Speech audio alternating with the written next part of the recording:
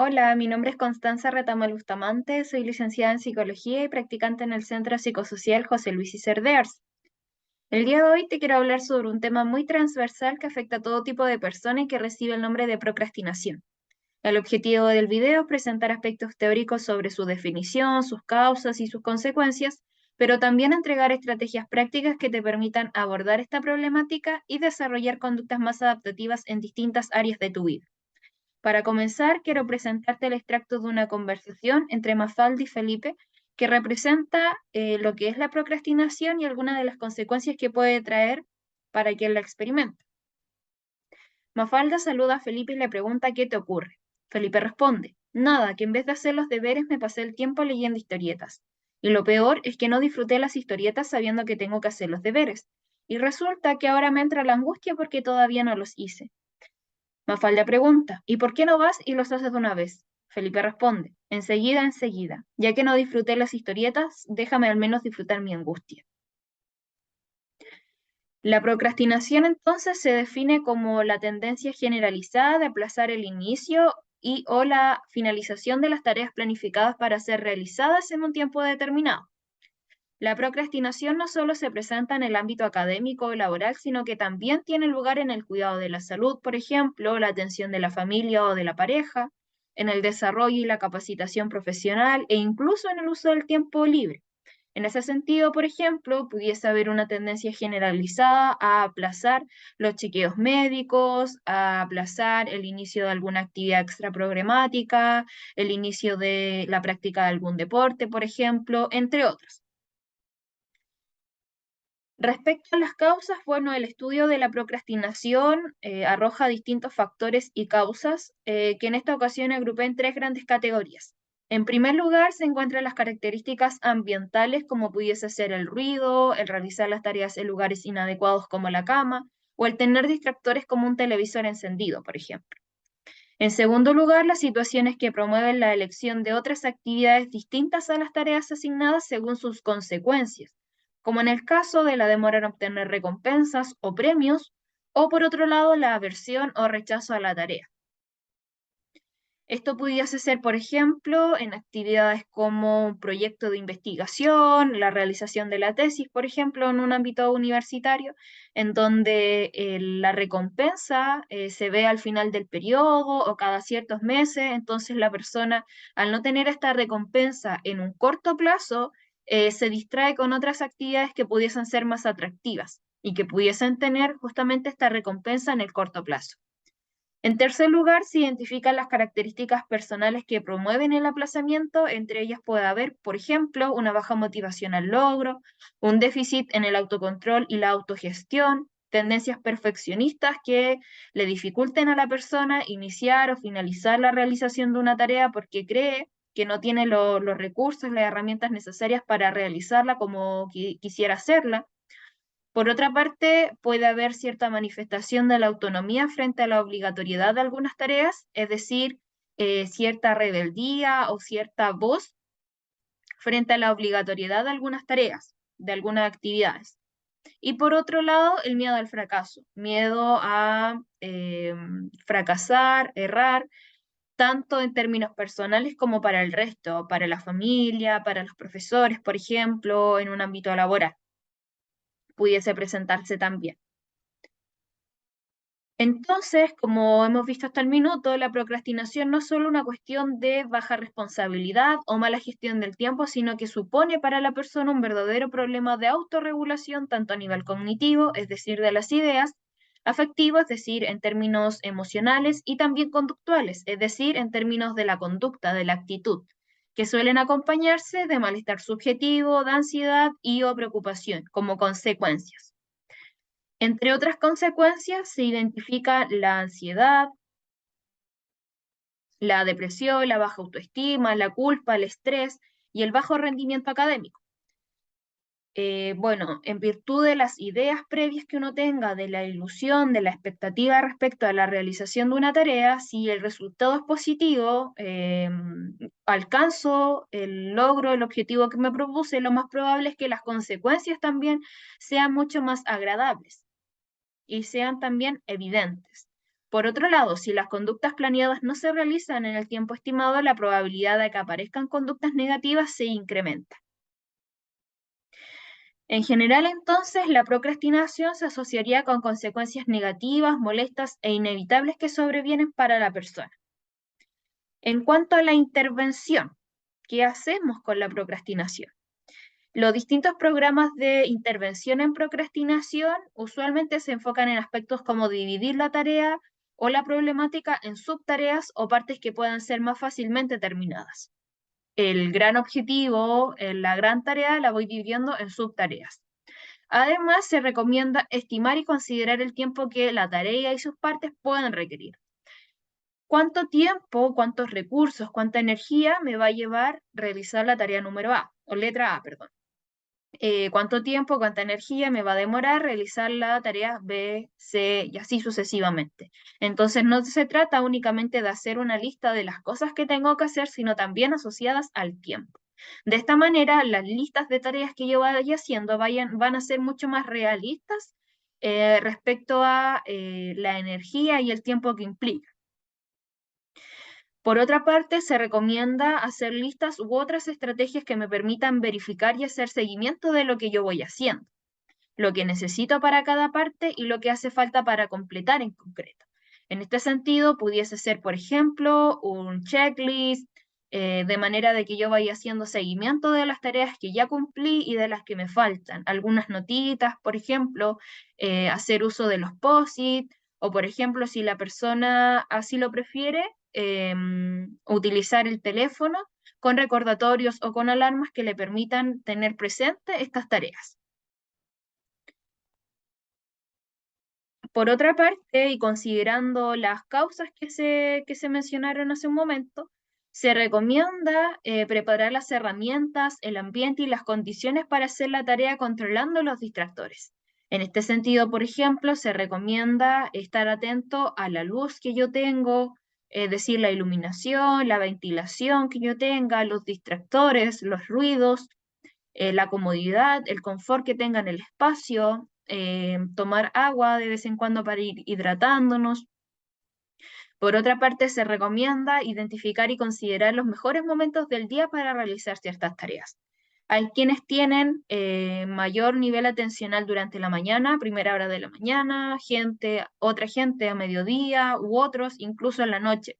Entonces, en ese sentido, la invitación es que desde el autoconocimiento nosotros vayamos identificando cuáles son los mejores momentos del día para que realicemos las tareas que tenemos pendientes.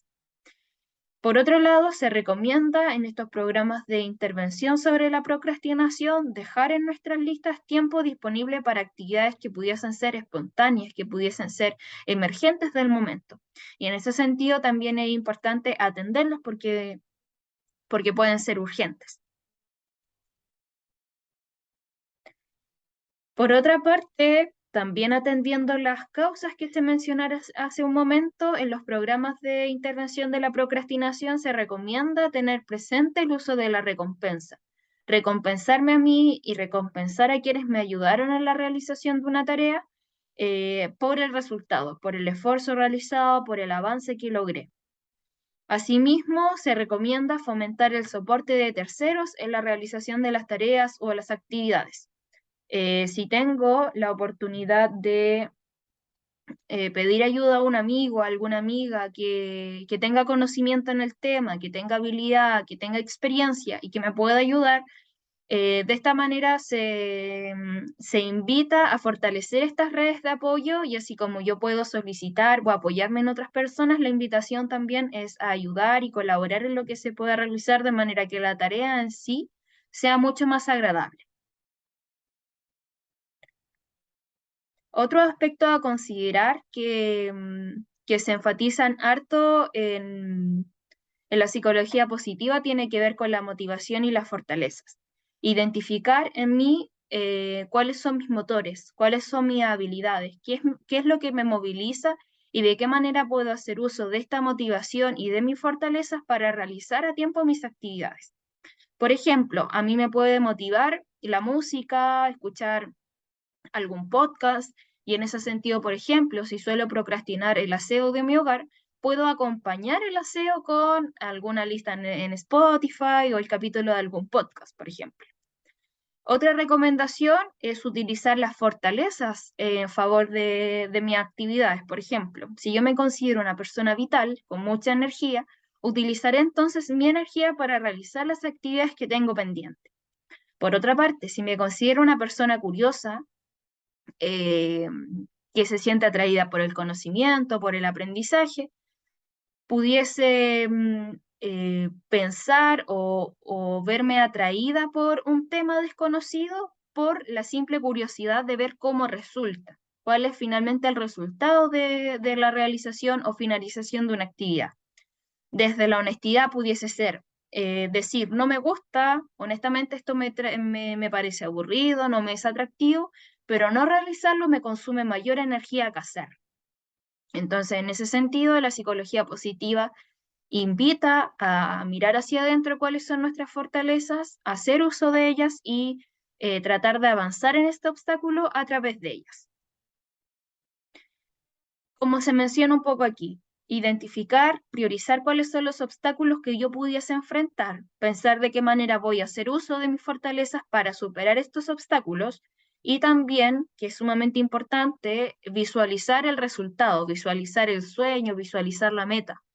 Verme, a mí, imaginarme realizando la tarea, alcanzando el objetivo, cumpliendo con el plazo, y este tipo de visualizaciones nos llenan de energía, nos motivan, nos movilizan a seguir esforzándonos y avanzando en la concreción de nuestra actividad.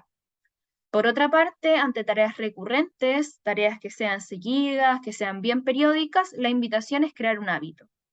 Ayudar al cerebro a adecuarse, a relacionarse, a habituarse con estas tareas y en ese sentido la invitación es a establecer un día a la semana, ojalá en el mismo horario, para desarrollar esta actividad que pudiese ser menos atractiva para nosotros, un poco más desagradable. Ahora, entendiendo que hay ocasiones en donde las emociones nos impiden o nos dificultan rendir con mayores niveles de atención, con mayor energía en nuestro trabajo, en nuestro estudio, por ejemplo, la invitación es que si no estamos empezando, si tenemos que descansar, podemos reducir nuestro desempeño, pero seguir avanzando. Es un descanso consciente, es un descanso atento también a la experiencia emocional, pero sin descuidar, sin ignorar las cosas que tengo que seguir cumpliendo. Ahora quisiera presentar algunas ideas de planner como sugerencia, como estrategia también, para quienes quisieran diseñar, elaborar algún planner personalizado en virtud de su objetivo, de sus dificultades, de las tareas que pudiesen realizar. Este planner lo vende una tienda, 8 Fortuna, como aparece al final de la imagen, que recibe el nombre de Mapa de los Deseos. En el centro están los propósitos y alrededor aquellas áreas que son importantes también de considerar, de potenciar para sumar este propósito y también para hacer un autocuidado en estas distintas áreas. Por ejemplo, cuáles son los materiales que yo voy a necesitar para mi propósito. Para mi cuerpo, qué yo voy a necesitar de mi cuerpo, de qué manera yo lo puedo trabajar, de qué manera yo lo puedo cuidar y fortalecer durante el año, por ejemplo. Respecto al trabajo y los estudios, sobre las relaciones afectivas, las redes sociales, las redes de apoyo, que son sumamente importantes para el alma o la salud mental, sobre los dones y los talentos, cuáles son las capacidades, las habilidades que yo tengo. Y un compromiso al final de la página, un compromiso lo más realista posible y que tiene que ver también con cuál es la meta que yo me voy a establecer para este año, por ejemplo. Este otro planner es del día, me pareció sumamente interesante y lo integré porque considera conductas específicas del autocuidado. Por ejemplo, aquí aparece el caminar, el andar en bicicleta, el bailar, una rutina de ejercicios, por ejemplo. También contempla cuánta agua yo tomé durante el día, cuál va a ser mi alimentación durante el día respecto al desayuno, al almuerzo, el snack y la cena, cuáles son las 3 acciones más importantes que debo realizar en el día, cuál es el aprendizaje que obtuve y también un espacio para dar gracias. La gratitud, así como las autoafirmaciones positivas, son herramientas que utiliza mucho la psicología positiva y que tienen que ver justamente con agradecer aquellos recursos, aquellas oportunidades y aquellos aprendizajes que me ofrece el día. Otro planner que presento acá incluye los plazos. Los plazos son sumamente importantes en el trabajo de la procrastinación porque no solamente yo integro cuánto tiempo me va a durar o me va a demorar la realización de una actividad, sino que también cuál es mi plazo, mi fecha límite para entregar. Sumamente también importante de integrarlo al momento de establecer alguna idea, algún proyecto. Y más importante aún, cumplir personalmente con el plazo y el límite que yo establecí. Aquí presento un planner mensual con los días correspondientes al mes. Lo integré porque, bueno, este planner considera, por ejemplo, un apartado para las metas, un apartado también para mensajes positivos o motivacionales, que pudiesen ser sumamente nutritivos y energizantes para un propósito mensual. Frases como me lo merezco, me pondré las pilas, me hará muy feliz, me encanta, entre otros que nos pudiesen ayudar a cumplir, a mantenernos enérgicos con nuestro propósito. Esas son las estrategias que presento el día de hoy. Espero que alguna de ellas sea de utilidad, que algunos aspectos de la procrastinación de los que presenté te puedan ayudar a identificar ciertas conductas, ciertos obstaculizadores durante el día, la jornada laboral, la académica, que pudiesen dificultar la concreción de alguna actividad y en ese sentido también alguna estrategia que te permita sobrellevarla de mejor manera. Te invito también a revisar el material dispuesto en el canal de YouTube de Sepsico y en nuestras redes sociales en general. Muchísimas gracias.